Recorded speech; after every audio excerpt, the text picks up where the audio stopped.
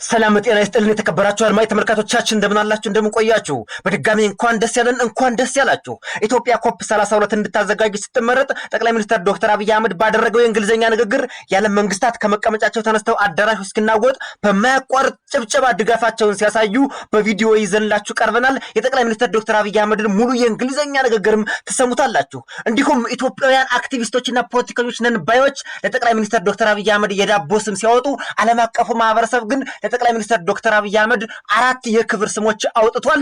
ምን ናቸው? በዝርዝር ተሰሟቸዋላችሁ። እንዲሁም ክቡራን አድማጭ ተመልካቾቻችን ፈረንጇ ጋዜጠኛ በአዲስቷ ኢትዮጵያ ላይ የሰራቸው ዶክመንታሪ ትረካ የዓለም ቀልብን ስቧል። ዓለም አቀፉ ማህበረሰብ ሁሉ አጃብ ጉድ ብሏል። ተሰሙታላችሁ። በድጋሚ አብራችሁን ቆዩ። የዩቲዩብ ቻናሉን ግን ሰብስክራይብ አድርጋችሁ የደወል ምልክቷን መጫን አትርሱ። በቀጥታ ወደ ቪዲዮ። In 2019 we launched the Green Legacy Initiative. 7 years on, we have planted over 48 billion seedlings. Kyoto Protocol.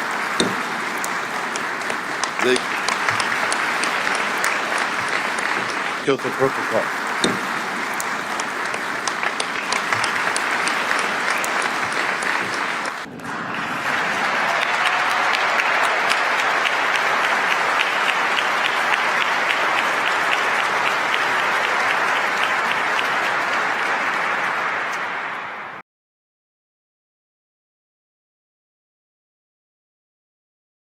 Food systems, reducing imports and growing rural incomes with climate-smart irrigation and sustainable practices.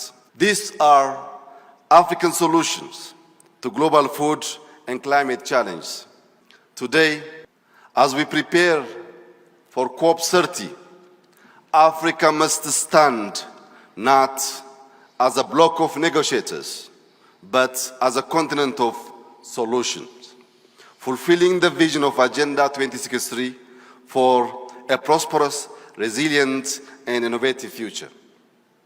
We must make Africa the place where the world sees climate goals achieved, where reforestation is not a pilot project but a culture, where climate-smart agriculture feeds millions, and where green corridors connect cities and rural areas in a shared economy of life. To achieve this, our partnership must evolve. We ask our global partners not to fund us because we are impacted, but to invest with us because we are visionary.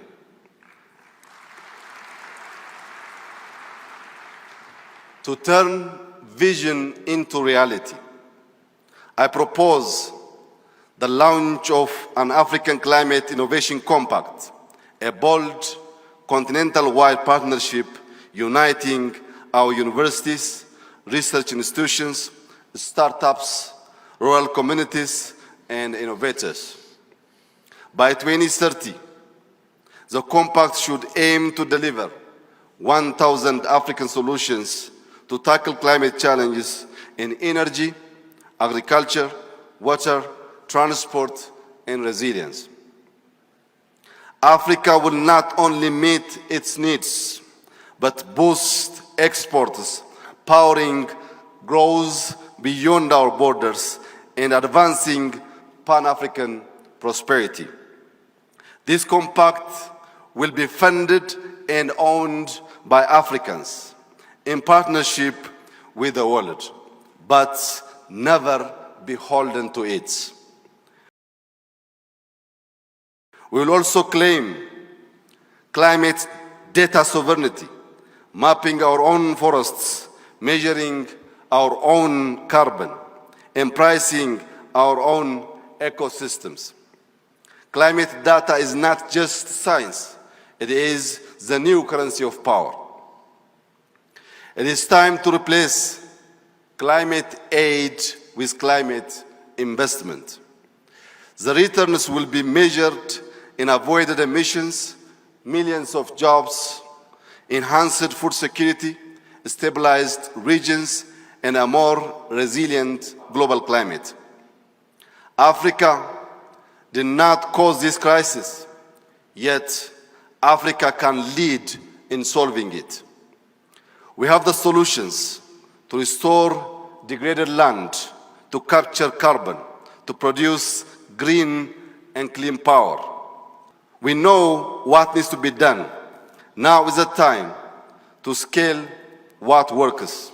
Now is the time to accelerate our collective action. This is not charity. It is the most strategic investment humanity can make.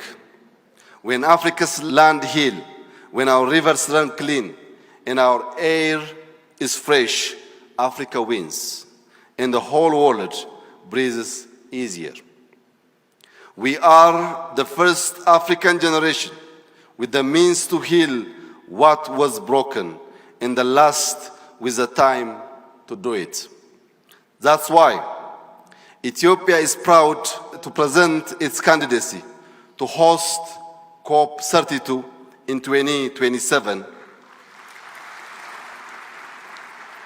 We invite the world to Africa's capital of diplomacy and climate ambition to witness our solutions and to help shape the future. Let us show the world that the continent of origins will also be the continent of solutions. I thank you. Ethiopia's Green Miracle, Why COP32 Must Bloom Here. In the cradle of humanity, where the sun scorches the earth and whispers of ancient empires echo through the winds, a miracle is unfolding. Ethiopia, the timeless heartbeat of Africa, stands not as a victim of climate's fury, but as its defiant conqueror. And at the helm of this revolution, a visionary leader whose dreams defy the impossible, Prime Minister Abiy Ahmed. Imagine this: barren, money deserts, once wastelands of dust and despair, where hope withered like forgotten crops. Now, under Abiy's unyielding gaze, they burst into green Edens, lush paradises that healed the soul and the soil. This is no fairy tale. This is Ethiopia's reality. This is why the world must choose Ethiopia to host COP32, the summit that could save our planet. Picture Venuna Village Resort, a shimmering jewel rising from the ashes of aridity. What was once a forsaken stretch of cracked earth is now a sanctuary of swaying palms, crystal-clear lagoons, and eco-lodges woven into nature's embrace. Families laugh by waterfalls that quench the land. Tourists from afar weep at the beauty, proof that luxury and sustainability can dance as one. Abiy's vision turned poison into paradise, creating jobs, restoring biodiversity, and showing the world regeneration is possible, right here, right now. But this is just the beginning. Enter the Green Legacy Initiative, Abiy Ahmed's bold clarion call to the nation and the globe. Billions of trees planted by millions of hands. In a single day, Ethiopia shattered world records, sowing 353 million seedlings in 12 hours. From the highlands of Amhara to the lowlands of Afar, saplings rise like soldiers in a green army, battling erosion, capturing carbon, and breathing life into dying rivers. Children plant with grandparents, farmers with city dwellers. It's a movement of unity, a love letter to Mother Earth. Abiy didn't just plant trees, he planted hope, turning a nation's scars into a forest of tomorrow. And behold the Riverside Project. Along the mighty Awash and the life-giving tributaries, Abiy's masterstroke reclaims floodplains from chaos. Dikes fortified, wetlands revived, communities empowered. Rivers that once raged in destruction now flow with purpose, irrigating fields, powering homes, and fostering ecosystems where fish leap and birds soar. Villages once displaced by floods now thrive in harmony, their riverside gardens blooming with abundance. This is climate adaptation in action, resilient, innovative, Ethiopian. Feel the tears well as we speak of wheat production, Ethiopia's quiet revolution feeding a hungry world. In the shadow of climate droughts, Abi's agricultural renaissance has exploded yields. Heat-tolerant seeds, precision irrigation, and farmer training have turned Ethiopia into a wheat powerhouse, harvesting record crops on once unforgiving soils. From 2019's bold initiatives, production has surged over 500% in key regions, exporting surplus to neighbors and beyond. No more imports and crises. Ethiopia feeds itself and shares the bounty. Abi's strategy: empower the smallholder, harness technology, and let the land sing again. Why Ethiopia for COP32? Because here, words become wonders. Abiy Ahmed is no ordinary leader. He is a prophet of possibility, a Nobel Peace Prize laureate who mended wars within and now wages war on environmental despair. In Ethiopia, delegates will walk through living legacies, touch the soil reborn at Venuna, plant a tree under the green legacy, taste wheat from fields that defied the desert, witness rivers tamed into allies. This is the agenda the world craves: action over apathy, vision over victimhood. Ethiopia isn't begging for aid, it's leading the charge. Host COP32 in Addis Ababa, beneath the African sun, and let Abiy's Eden inspire a global green wave.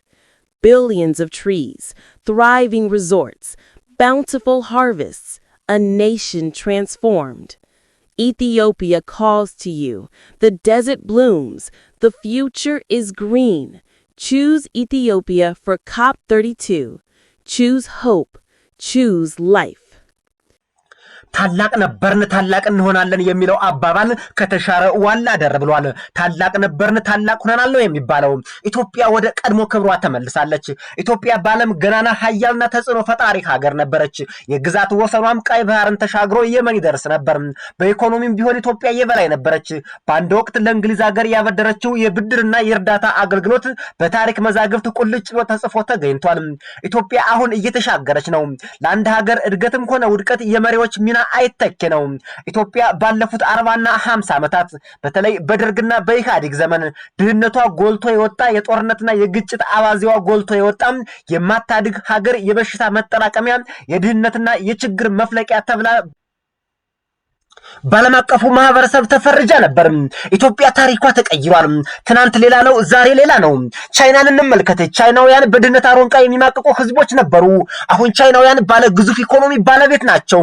የቻይናውያን የኢንዱስትሪ ምርቶች የዓለምን ገበያ በሙሉ ማለት ይቻላል አጥለቅልቋል። ቻይናውያን በፖለቲካም በኢኮኖሚም አሁን ተጽዕኖ ፈጣሪ ሀገር ወይም ህዝቦች ሆነዋል።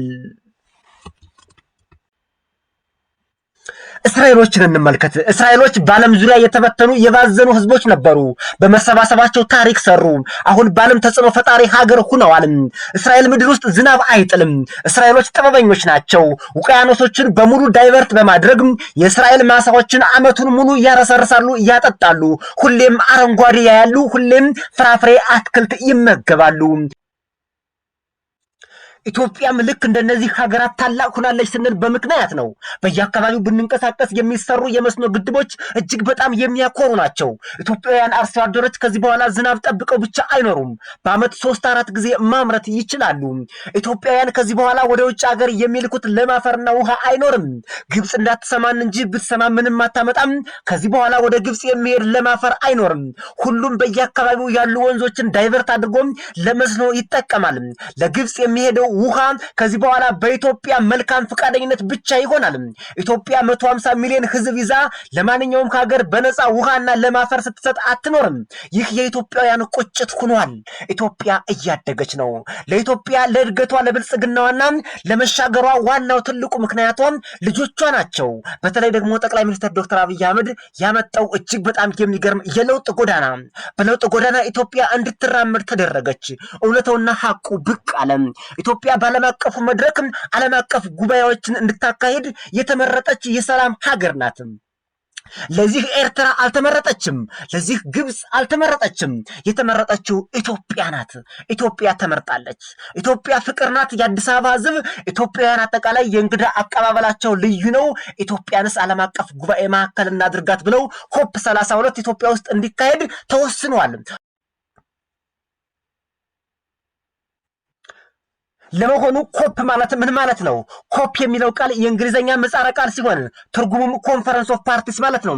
ዓለም አቀፍ መንግስታት ከጫፍ ጫፍ ተጠራርተው ዓለም አቀፍ ተጽዕኖ ፈጣሪ ድርጅቶች፣ መንግስታዊ የሆኑና መንግስታዊ ያልሆኑ ተቋማት እንዲሁም ተጽዕኖ ፈጣሪ ምሁራን በአንድ መድረክ ተሰብስበው ስለ አየር ንብረት ለውጥ የሚከራከሩበት፣ ሀሳብ የሚለዋወጡበትና ውሳኔ የሚያሳርፉበት ታላቅ ዓለም አቀፍ መድረክ ነው። አሁን ኮፕ 30 ላይ እንገኛለን። ኮፕ 30 በአሁኑ ሰዓት አሁን ይህ ዜና ሲጠናቀም እያቀረበች የምትገኘው ሀገር ብራዚል ናት። ኮፕ 31 የሚባል ሌላ አለ፣ አውስትራሊያኖች ያቀርቡታል። ኮፕ 32 ደግሞ የአፍሪካ አህጉር እንዲያቀርብ ተመርጧል።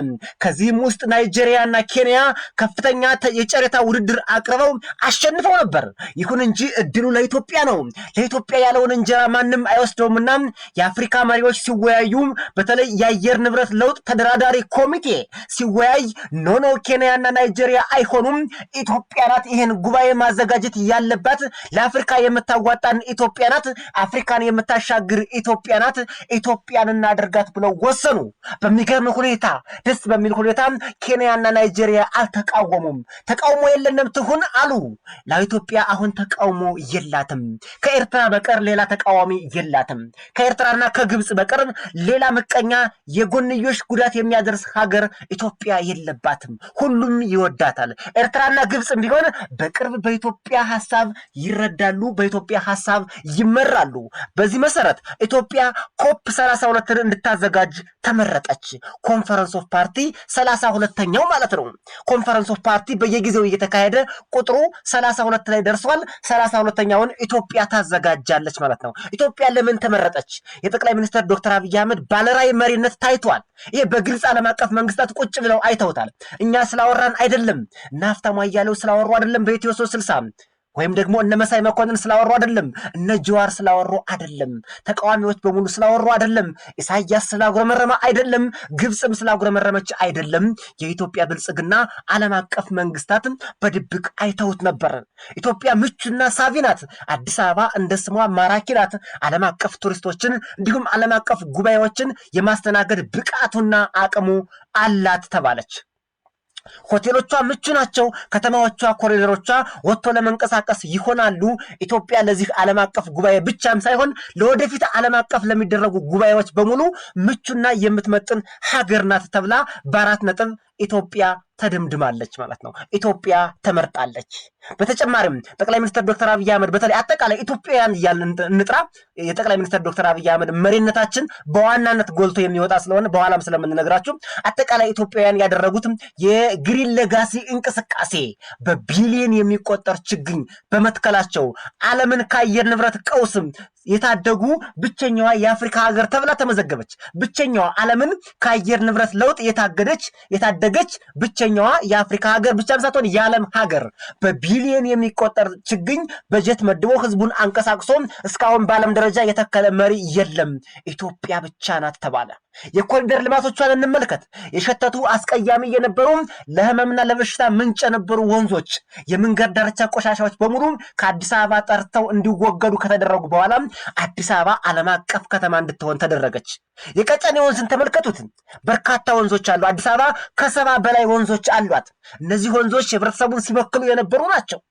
አሁን እነዚህ ወንዞች በሙሉ በወንዞች ፕሮጀክት ጸድተው በዙሪያቸው አረንጓዴ ተተክሎባቸው የአካባቢውን ኢኮሲስተም አስጠብቀዋል። ለአየር ንብረት ለውጥ ኢትዮጵያ ያደረገችው አስተዋጽኦ እጅግ በጣም ከፍተኛ ነው ብቻም ሳይሆን በዓለም አቀፉ የታሪክ መዝገብ ለሁል ጊዜውም መቀመጥ አለበት። ኢትዮጵያ በዚህ ምክንያት ነው የተመረጠችው። አዎ የአየር ንብረት ለውጥ እውነትም የአየር ንብረት ለውጥን በትክክል የሚያጠና ድርጅት ከሆነ ኢትዮጵያን ነው መምረጥ ያለበት።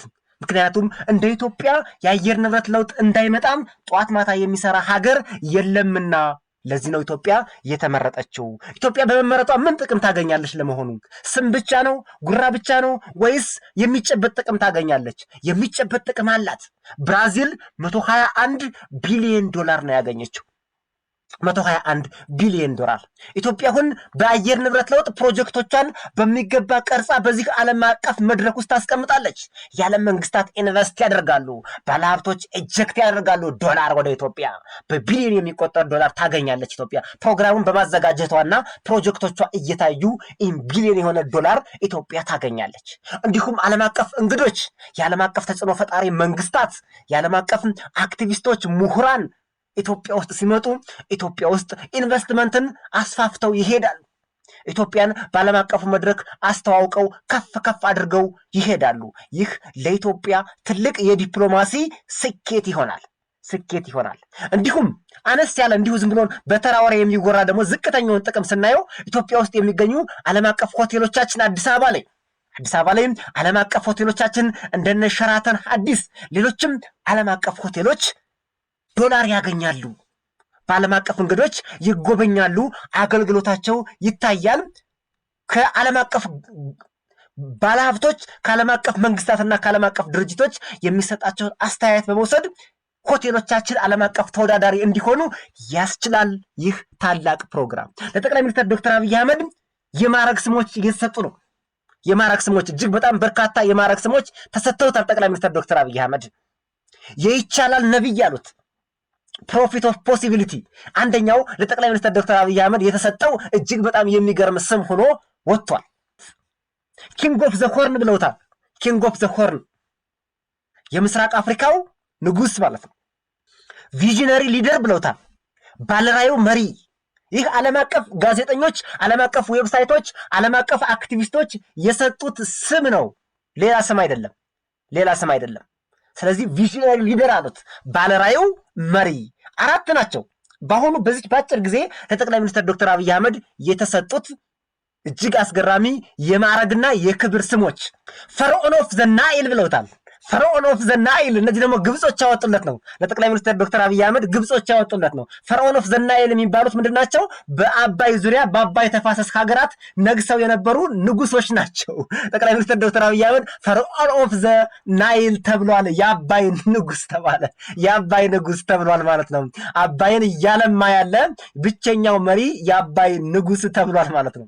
እነዚህ ናቸው ለጠቅላይ ሚኒስትራችን የተሰጡ 4 የክብርና የስራ ክብር፣ የስራ ውጤት ክብር፣ የማዕረግ ስም እነዚህ ናቸው ማለት ነው። ኢትዮጵያ ያነሳ በተለይ በውጭ ሀገር ያሉ አክቲቪስቶች ብቻ ነው ይሄ የሚመለከተው። ሌላውን ሰፊውን ህዝብ አይመለከትም። ሚዲያ ላይ የሚውሉ አክቲቪስቶች አንዳንዴ በስም እንጠራቸዋለን። ተግባራቸው በጣም ስለሚደብረን በስም ጠርተን እናወራባቸዋለን። ለማንኛውም መቀመጫቸውን ዲያስፖራ ወይም በውጭ ሀገር አድርገው ለኢትዮጵያ ቅንጣት አንድ ቧንቧ እንኳን ለገጠሩ ማህበረሰብ ያላሰሩ፣ 1 ኪሎ ሜትር መንገድ የጠጠር ጥርጊያ መንገድ እንኳን ያላሰሩ፣ በስማቸው ምንም አይነት ፕሮጀክት የሌላቸው፣ ለኢትዮጵያ ህዝብ እዚህ ግባ የሚባል አንድም ነገር ያላበረከቱ ግለሰቦች በሚዲያ ብቻ ቁጭ ብለው ውጭ ሀገር ለጠቅላይ ሚኒስትራችን የዳቦ ስም ሲያወጡ ይታያሉ።